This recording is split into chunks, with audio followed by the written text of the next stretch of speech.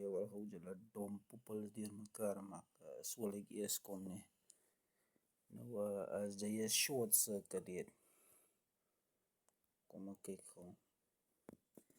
As jy 'n short circuit het nie, dat beteken dit,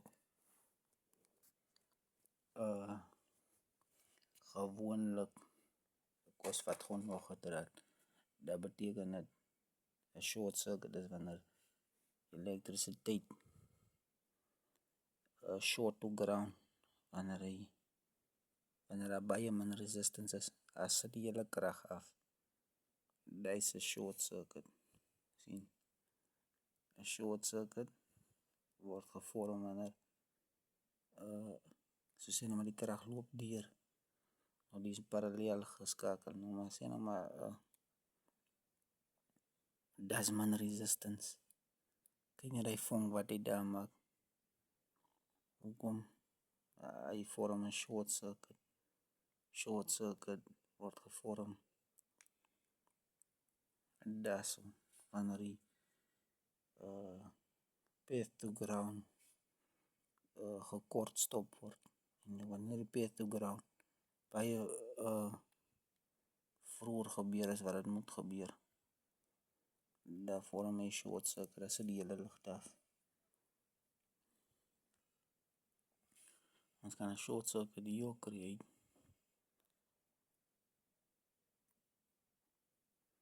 As die lig af, as maar net daar's minder resistance, en dis ook 'n short circuit gevorm het. Nou hierso, die LED's is in 'n kom gedraai. Dis ook maar hulle sal nie werkie, want die circuit die series gekoppel, almal is parallel die series. En as ek die lyn afsit, dan sit ek hy 2 af. En daar nie gaan nie werkie, want hy is positief. Maar as ek hom gaan omdraai, daar gaan nie werk, want daar is nog altyd 'n grond. Hy vloei van die negatiewe lyn deur die positiewe nou.